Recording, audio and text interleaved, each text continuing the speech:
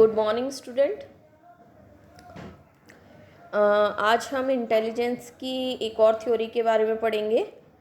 3 dimensional theory of intelligence, बुद्धि का त्रिविमीय सिद्धांत। ये थ्योरी जेपी गिलफोर्ड ने दी थी। इन्होंने ये थ्योरी दी थी 1961 में, जो कि फैक्टर एनालिसिस के आधार पर दी थी।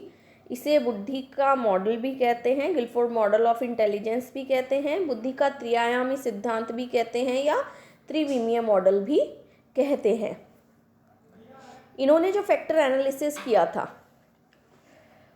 उसके आधार पर इन्होंने बुद्धि के 3 पैरामीटर्स या 3 डायमेंशंस या 3 आयाम बताए थे। पहला है ऑपरेशन, संक्रिया, दूसरा है कंटेंट, विषय वस्तु, और तीसरा है प्रोडक्शन या प्रोडक्ट, उत्पाद।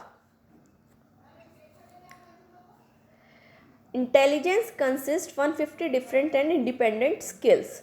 इन्होंने कहा कि बुद्धि में अलग अलग स्वतंत्र 150 तत्व या कौशल शामिल हैं। ये 150 तत्व कैसे बताएं? 5 × 5 × 6, जैसा कि आप फिगर में देख रहे हैं। एक बॉक्स दिया हुआ है इन्होंने, और उस बॉक्स में इन्होंने एक साइड जो है इसकी कंटेंट है, दूसरी साइड इसकी प्रोडक्ट है, और तीसरी साइड इसका ऑपरेशन है। ठीक है, तो कंटेंट में अगर आप एलिमेंट्स देखेंगे तो कितने हैं? 5। प्रोडक्ट में देखेंगे तो कितने हैं? 6। और ऑपरेशन में कितने हैं? 5। तो 5 × 5 × 6 का मतलब है content into operation into product is equal to 150। यानी कि 5 कंटेंट के एलिमेंट हो गए, 5 ऑपरेशन के एलिमेंट हो गए, और 6 एलिमेंट किसके हो गए? प्रोडक्ट के। ये जो त्रिविमीय सिद्धांत था ये इन्होंने 1961 में दिया था, जिसमें इन्होंने बताया था बुद्धि के 3 आयाम होते हैं और 3 आयामों के अंदर 150 स्वतंत्र तत्व या कौशल शामिल होते हैं। इसके बाद इन्होंने इसी थ्योरी को रिवाइज किया, और फिर उसके बाद इन्होंने टोटल कितने तत्व बताए, कितने कौशल बताए? 120।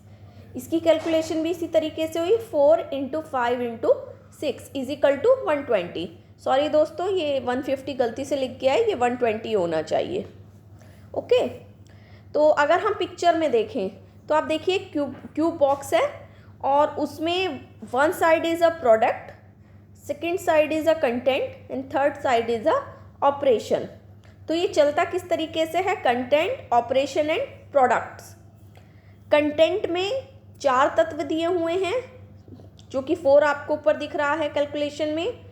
ऑपरेशन में 5 तत्व दिए हुए हैं, 5 एलिमेंट्स दिए हुए हैं, आपको कैलकुलेशन में 5 दिख रहा है। 4 × 5 × 6 यानी कि प्रोडक्ट के 6 एलिमेंट्स। अब ये एलिमेंट्स क्या आते हैं, हम इन पर चर्चा करते हैं। इस मॉडल में इन्होंने इस तरीके से एलिमेंट दिए थे: कंटेंट यानी विषय वस्तु, ऑपरेशन यानी संक्रिया, और प्रोडक्ट यानी उत्पाद। तो कंटेंट के जो 4 कॉम्पोनेंट एलिमेंट थे वो है फिगुरल, सिंबॉलिक, सिमेंटिक और बिहेवियरल। ऑपरेशन के हैं cognition, memory, convergent thinking, divergent thinking, evaluation. और प्रोडक्ट के हैं unit, classes, relations, systems, transformation और इम्प्लीकेशन। अब हम इन्हें समझेंगे कि इनका मतलब क्या है। कंटेंट यानी विषय वस्तु। अब विषय वस्तु में 4 तरह के एलिमेंट्स हम पहचान पाते हैं बुद्धि के द्वारा। पहला है फिगर, आकृति। आकृति में अगर आप देखें तो जितनी भी हमारी फिगुरल चीज़ें होती हैं, जैसे सर्कल हुआ, स्क्वायर हुआ, वर्ग हुआ, वर्गाकार आकृति हुई, गोलाकार आकृति हुई, सिलेंड्रिकल आपकी कोई फिगर हुई, ये सारी जो समझने की क्षमता होती है वो हमारे कंटेंट डायमेंशन के फिगुरल एलिमेंट के अंदर होती है। सेकंड पॉइंट इज सिंबॉलिक, प्रतीकात्मक या संकेतात्मक। सिंबॉलिक में क्या होता है, आपने देखा होगा जब हम रोड पे चलते हैं तो कुछ सिंबल्स हमें मिलते हैं जो कि ट्रैफिक रूल्स के होते हैं, या फिर आपकी जो डायरेक्शंस होती हैं उसके होते हैं, वो सिंबल्स होते हैं। उन सिंबल्स को समझने की जो क्षमता होती है वो हमारी किस में आती है? वो हमारी सिंबॉलिक एलिमेंट में आती है। नेक्स्ट है सिमेंटिक एलिमेंट। सिमेंटिक मतलब अर्थपूर्ण, यानी कि कोई भी चीज़ हम समझ रहे हैं, कोई भी चीज़ हम जान रहे हैं, वो हमारा कैसा होना चाहिए, अर्थपूर्ण होना चाहिए। यानी कि किसी भी ऐसी क्षमता जिसके द्वारा हम किसी भी चीज़ को समझने की योग्यता रखते हैं और उसके एक अर्थ को निकालते हैं। नेक्स्ट है बिहेवियरल, व्यवहारगत।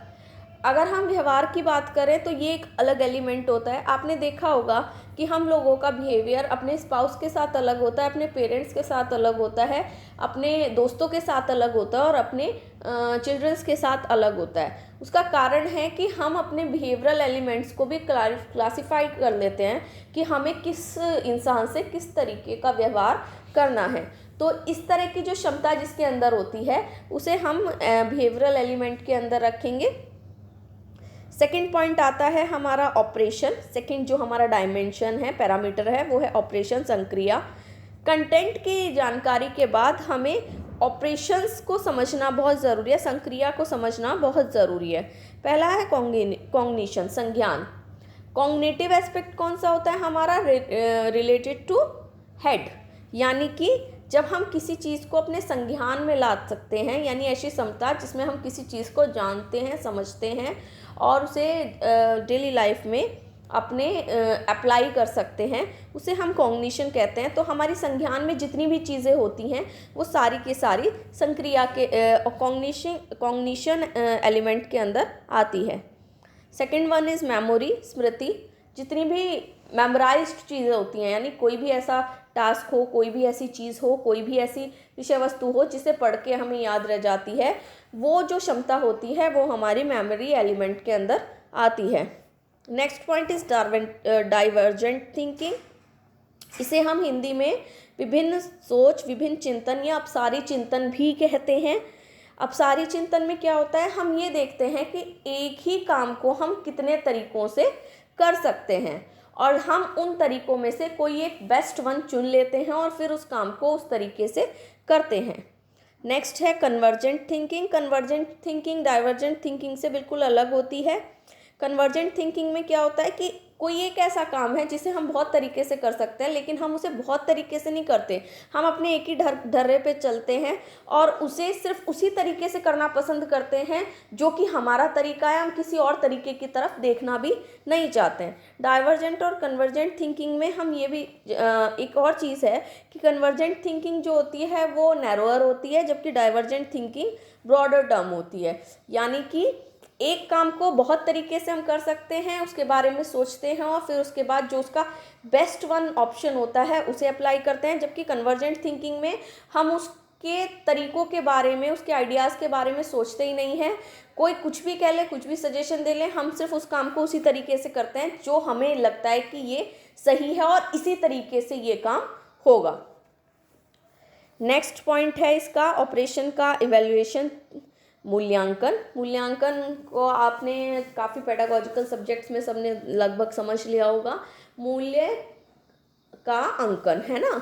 तो मूल्यांकन क्या है कि हमारा ऑपरेशन के अंदर ये जो इवैल्यूएशन एलिमेंट होता है, हम हर चीज़ का इवैल्यूएशन करना चाहते हैं या हर चीज़ का इवैल्यूएशन करके देखते हैं कौन सी चीज़ अच्छी है, कौन सी अच्छी नहीं है, किसमें क्या गुण है, किसमें क्या दोष है। ये जो सारी चीज़ें आती हैं ये हमारे इवैल्यूएशन एलिमेंट के अंदर आती हैं। तो जो लास्ट हमारा पैरामीटर डायमेंशन है वो क्या है, प्रोडक्ट, उत्पाद। यानी कि हमने कोई विषय वस्तु ली, उसको की हमने संक्रिया की, संक्रिया के बाद हमें क्या प्राप्त होगा, हमें उत्पाद प्राप्त होगा। अब उत्पाद के रूप में, आउटपुट के रूप में हमें क्या क्या मिल सकता है। फर्स्ट पॉइंट है हमारा यूनिट, इकाई। हम एक जैसी चीज़ों को, होमोजीनियस फैक्टर्स को, एक जैसी जो भी दिखने वाली चीज़ें हैं, समझने वाली चीज़ें हैं, उनको एक इकाई की तरह एक जगह रखते हैं। नेक्स्ट है क्लासेस, वर्ग। एक जैसी चीज़ों को हम एक इकाई मान लेते हैं, यानी कि एक विचार से संबंधित सारी चीज़ें क्या हो गई, एक इकाई हो गई। क्लासेस में क्या होगा, एक विचार, एक जैसे जितने विचार होंगे वो सारे के सारे एक वर्ग बन जाएंगे। रिलेशंस में क्या होगा कि हम एक विचार का दूसरे विचार से संबंध देख सकते हैं, एक चीज़ का दूसरे चीज़ से संबंध देख सकते हैं। तो आउटपुट के रूप में हम क्या देखते हैं कि एक चीज़ का, एक विचार का दूसरे विचार या दूसरी चीज़ से क्या संबंध होता है। नेक्स्ट है सिस्टम, प्रणाली। हम जो हायरार्किकल चीज़ें होती हैं, जो क्रमबद्ध चीज़ें होती हैं, उस प्रोसेस को भी समझते हैं, उस प्रोसेस को समझ के उसे प्रणाली के रूप में ढालते हैं। ये भी एक तत्व होता है बुद्धि का। नेक्स्ट है ट्रांसफॉर्मेशन। जो भी चीज़ें हमने समझी हैं वो तो हमने जिस तरीके से समझी हैं वो एक अलग चीज़ है, लेकिन हम उन समझी गई चीज़ों से कुछ नया क्या जान सकते हैं, या उन उन उस समझ को, अपने इंटेलिजेंस की जितने भी एलिमेंट्स हैं उससे संबंधित जितनी भी अंडरस्टैंडिंग्स हमने आउटपुट के रूप में ली है, उस आउटपुट को हम कैसे नई सिचुएशंस में यूज़ कर सकते हैं, नई सिचुएशन में उसका उन उन अंडरस्टैंडिंग्स का, उन आउटपुट्स का रूपांतरण कर सकते हैं। ये जो चीज़ें होती हैं वो ट्रांसफॉर्मेशन एलिमेंट्स में आती हैं। और लास्ट है हमारा इम्प्लीकेशन, निहितार्थ।